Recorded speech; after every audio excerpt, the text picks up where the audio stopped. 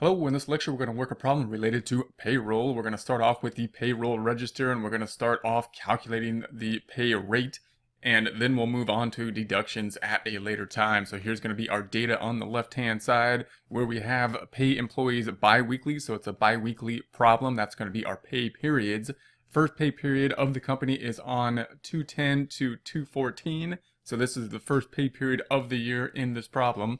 Standard work week is only 35 hours, not 40 hours, but 35 hours is the standard hours, and employee receive overtime at 1.5% after the 35 hours, except for Liam Jones, who has a standard work week of 20 hours and receives overtime of 1.5%, 1.5 after 20 hours. So we can do that. We have one employee that we've made an agreement to have overtime after that 20-hour time period. In addition to that, Pam also has a 3% commission case on sales. So we're also going to include on that, we have one employee that has a commission base. So here's going to be the data we have then. We got our list of employees. We have the information from their W-4 forms, being their marital status and their exemptions. Those will be important later when we calculate the federal income tax deductions. That's when we're going to need to know what are their exemptions and what is their marital status. Then we need to know, are they a salaried employee or are they an hourly employee? And that's what we have in these two columns: salaried employees, hourly employees. And then we have that one employee who is going to be paid that 3% commission. So we need to know the case sales. In this case, it's going to be 5,000 here. And then we're going to have the hours for the time periods. So in this time period, we have that this is going to end as of 2/14. That's our first time period, 2/10 to 2/14. And then we're going to be bi-weekly. We are bi-weekly after that point in time.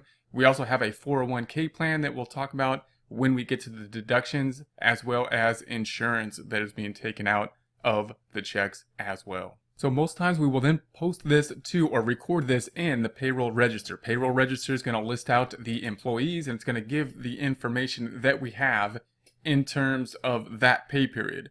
Then later we're going to have to use that information to then get the yearly totals, what is accumulated for the year for each individual employee. So I'm going to start off by just listing some of the information that we already have over here. We're just going to put that into our worksheet over here. Marital status for Mary Brown is married, and then single for Smith, married for Johnson, single for Jones, married Miller, married Davis, married, and single. So then we're going to have the allowance. Again, this is the stuff that's going to come from their W-4s, and we have this information now that we can input into our payroll register. We have four allowances: 1, 2, 1, 3, 2, 5, and 1. So now we're going to move on to calculating the wages earned. And note that we have three forms of payment. We pay people by salary, we pay some of them by hourly, and we pay that one individual on a percentage of commission basis. So we need to account for all of those when we calculate this. We also need to note that we usually pay people bi-weekly. You're going to have to check that on every problem. And in this case, we started the first week. So in this case, we only have 1 week really of that bi-weekly time period. So let's crunch down some numbers and see what that means in essence. When we think about bi-weekly, how many pay periods would be in a year? A number we need to basically memorize is that there's 52 weeks in a year. And if we pay people every 2 weeks, then we could divide that by 2. That means there's 26 pay periods. So when we think about a bi-weekly pay period, if we had the entire year, there would be 26 pay periods. Now in this case, we have somewhat of an unusual situation in that it's the first pay period, and we're going to assume that there's only 1 week of the 2 in the first pay period, because it's the first pay period that we started. We just started the payroll. And so what we're going to have to do for these salaried individuals is, normally a normal pay period for the salaried individuals would be the 35,000 divided by, we said there's 26 pay periods, 26. That would be the normal pay. We would have to round to the pennies here, of course, doing payroll. But in this pay period, note that there's only going to be 1 week. So we're going to assume basically the 1 week pay period. Now there's a couple ways we can calculate this. I'm going to actually calculate it down to assume their hourly salary. If they worked full week, a 35-hour week, which we're assuming a 35-hour week and not a 40-hour week. And then we'll calculate it as if they were being paid hourly. This is the only time we're going to do this because it's the first pay period. So for example, we're going to take this 35,000 and we know that there's 52 weeks in the year, so, and we think that they worked one of the 2 weeks. Therefore, how much would they get paid for 1 week? If there's 52 weeks, we divide by 52. That's how much they would get paid, basically, per week. And then if we say that a work week is not 40 hours, but a full work week is 35 hours, then we can divide that by 35. That would be their hourly salary then, given those conditions. So since this is the first week, we can use that breakdown to basically figure out the wages to pay even to the salaried individuals in a similar fashion as we would as if they were hourly.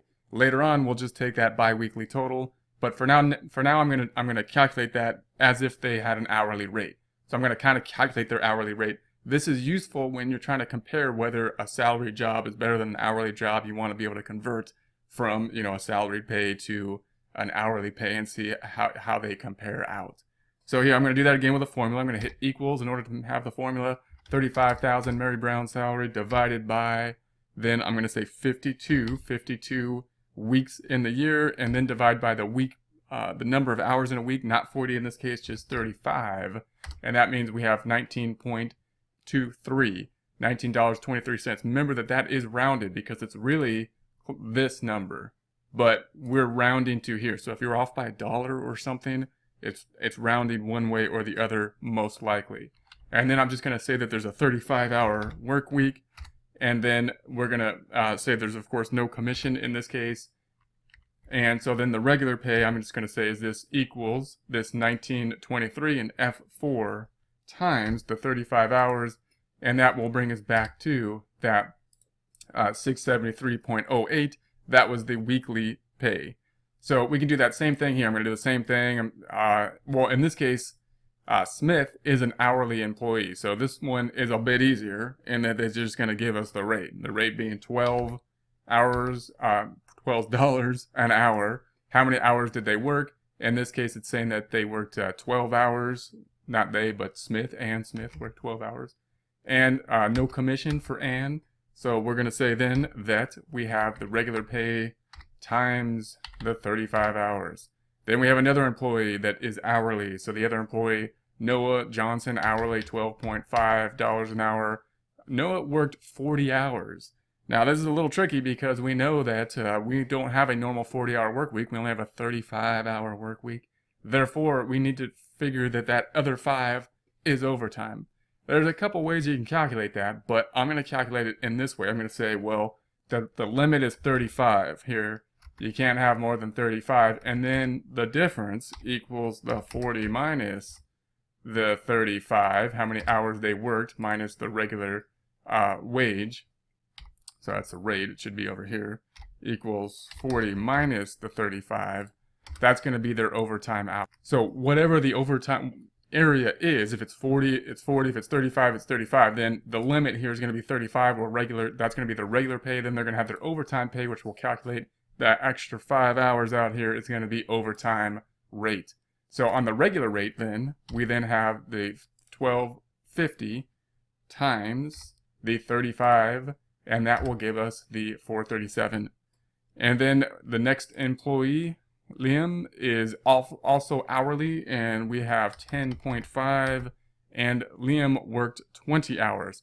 Now this is that special case, and this is just to point out the fact that there are regulatory requirements in terms of a work week.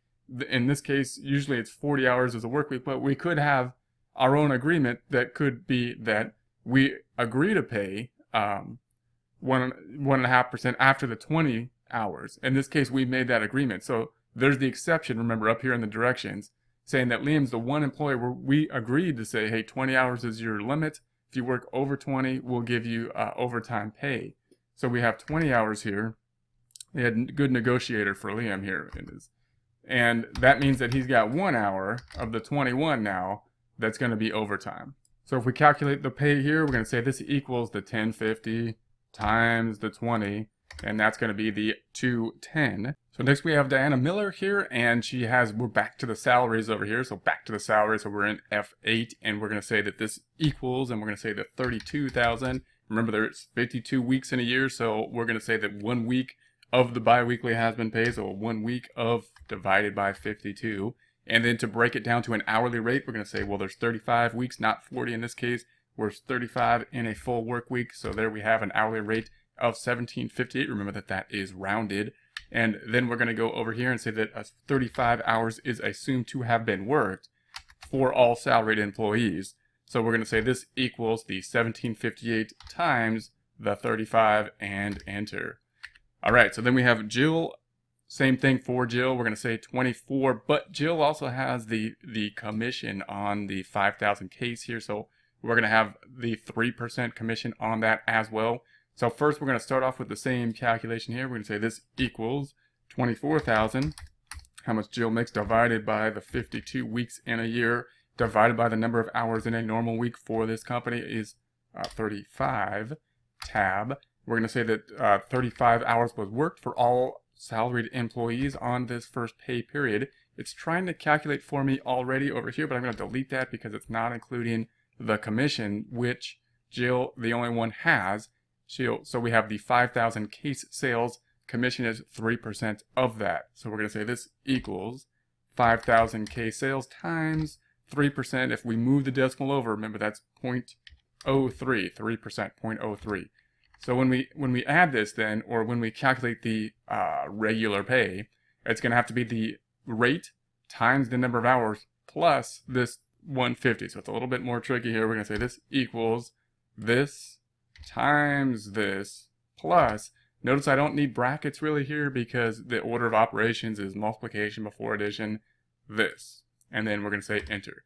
We might want to do that in a calculator just to double check it, but we have this. Now, if you're worried about the orders of operations, of course, it doesn't harm to put brackets around this. We want you to multiply, then add. And there we have it. Then we got Pam here. So Pam's got 45,000. So we're going to say this equals 45,000 a year salary divided by how many weeks in a year? 52. Divided by the number of hours in a week? 35 in this case, not 40. That is a rounded number. We're going to say that all salaried employees work 35 hours. Tab. In I-10, we're going to say this equals the rate 24.73 in this case times the 35.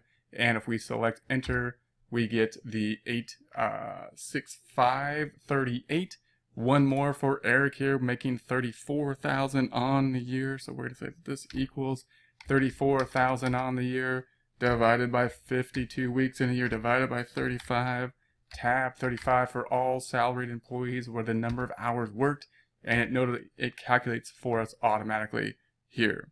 Now I'm also going to delete this sum up, and I'm going to sum it up here. Now if we want to sum up everything that's going to be paid out for wages, we haven't calculated deductions yet, but this is how much that has been earned and will be paid to someone somewhere for the amount that has been earned.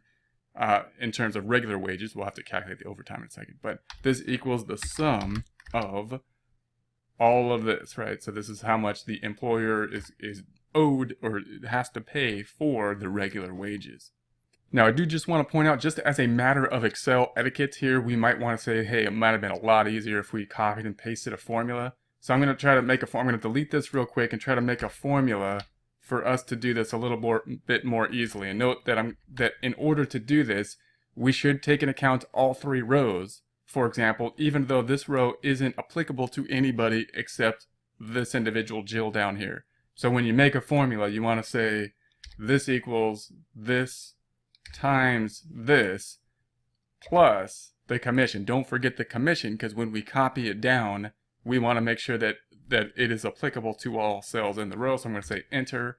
Now we could just copy it or autofill, put your cursor on the little box here and select and drag, or copy and paste, and auto drives it down, and Dr. Phil does the calculation, and it should calculate for us, including this item here. So you want to just double check that. That's how we can build those formulas out.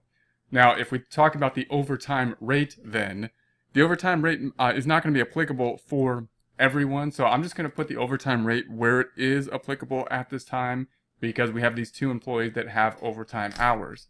And so it's going to be applicable here, of course. So the overtime rate, remember, if they work over 35 hours, we're going to pay them time and a half. So that means 100% of their regular pay plus a 50% raise. That's what 1.5 means. So that's what time and a half is, 150% of the regular wage. So we're going to say, here's what the regular rate was for, in this case, Noah, and we're going to multiply that times 1, or 100%, 0.5, 150%, 50% raise for that overtime. Noah worked 5 hours of overtime, so we're going to say this equals the 1875 times that 5 hours. So that's that overtime, and that's how much is going to be paid for overtime. And then same thing for Liam, worked that 1 hour because he only has to work 20 hours, and then he gets overtime pay of 1.5%, which is a good deal. So we're going to say this equals the 1050 times the 100%, 0.5, 150%, 50% raise on the overtime. So in cell L7, we're going to say this equals that new overtime rate times, of course, 1 hour, and enter. All right, so that's the overtime rate and pay. We could, of course, then sum that up, equals the sum of, and this whole column, again, I'm going to highlight everything, even though there's blank cells in there. I'm going to highlight the whole column in there because that'll be applicable if there wasn't blank cells. And then we can add the total earnings. So the total earnings, again, we want to make a formula that's going to be applicable that we can copy down. So we're going to say this equals the regular pay plus the overtime pay. Now we could do that all the way down. It equals the regular pay plus the overtime pay. Well, the overtime for that Smith, in this case, in the same row. It has to be in the same row. The regular pay plus the overtime pay. That's where it's applicable, of course.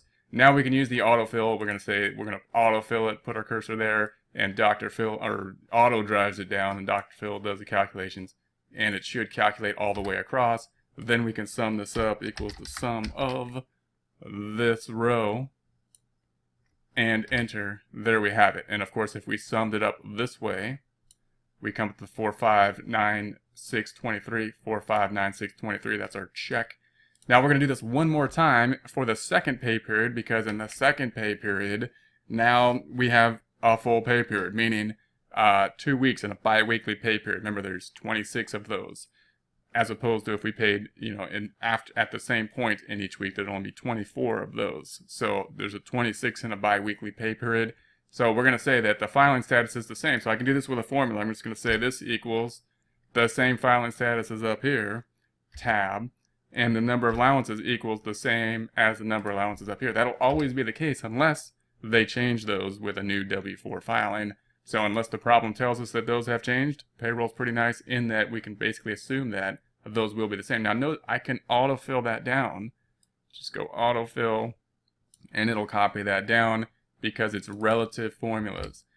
We could have also just copied the whole thing and then just pasted it down here as well. That would have worked as well. So start using those techniques. We want to make things as easy on ourselves as possible when we're entering the data into Excel. Now in this case, I'm not going to do the wages again. I'm not going to calculate the hourly salary. We're just going to put in what the salary is generally for salaried employees over here.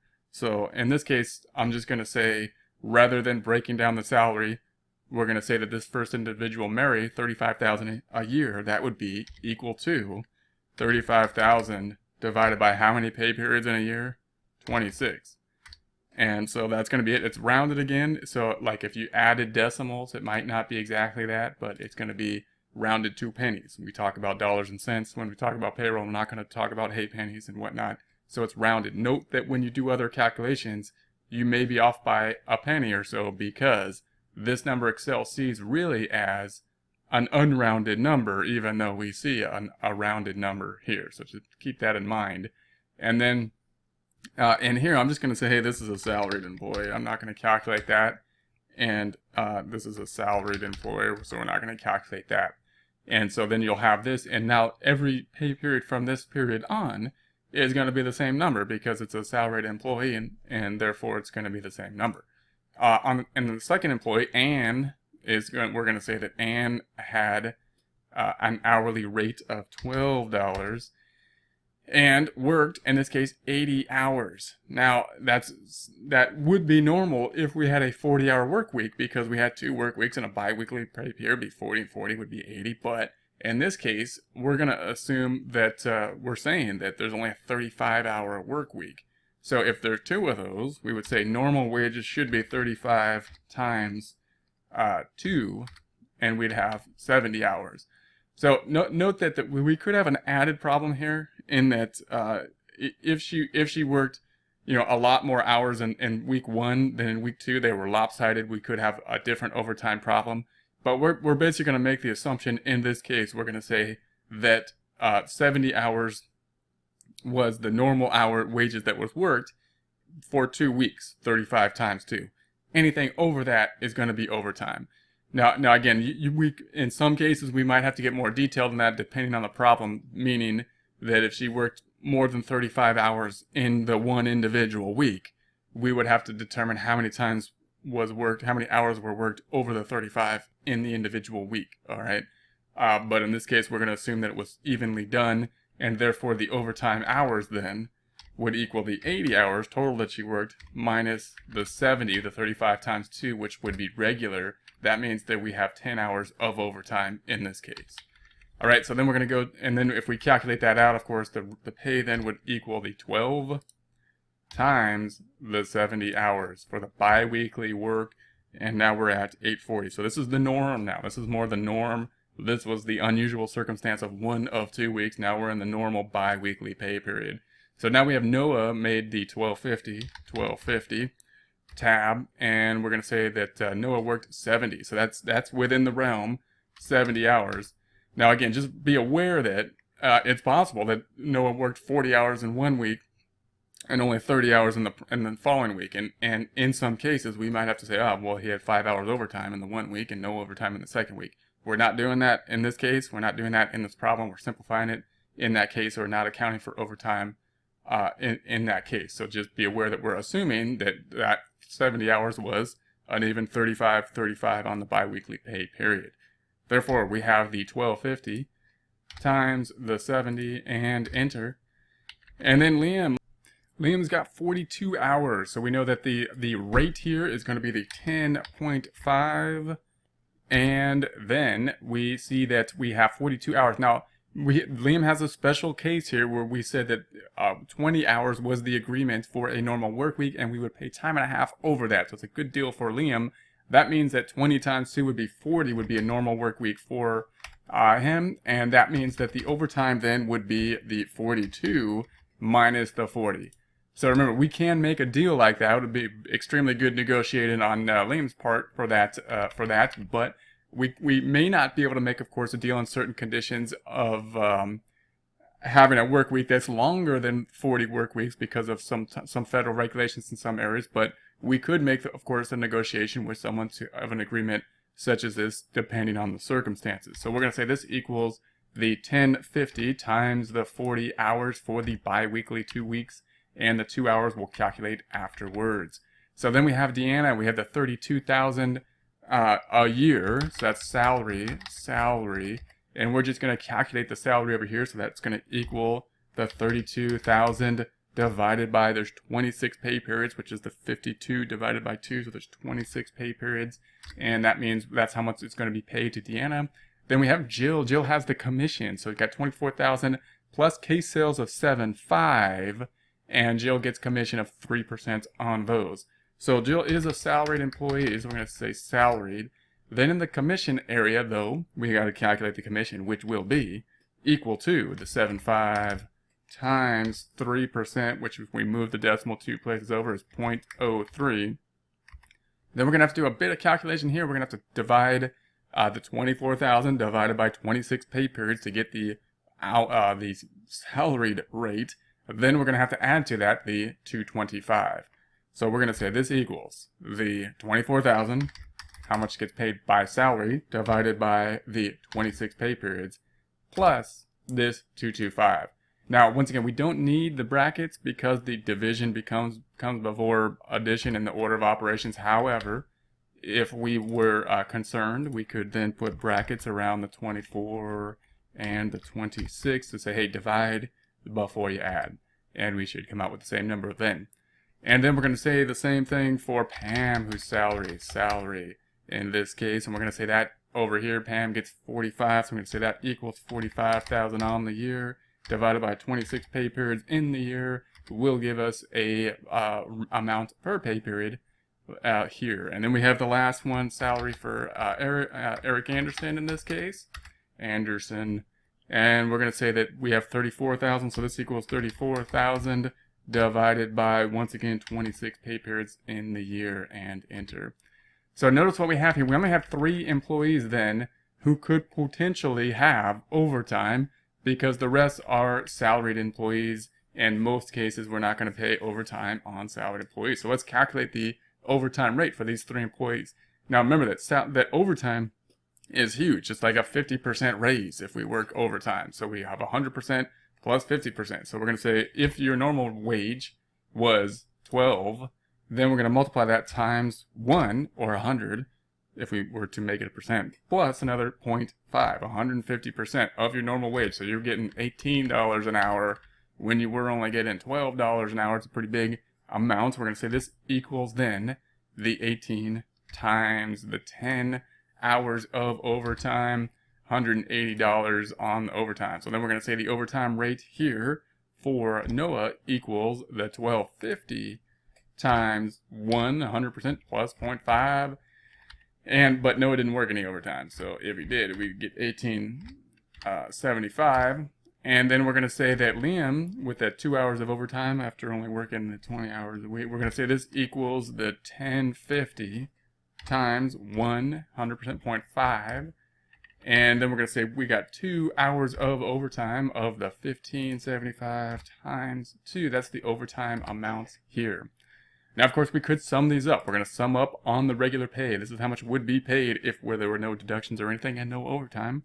So this would equal the sum of all of this stuff. This is how much we as the company need to pay out to employees on regular pay. Then we need to add to that the overtime that they earned.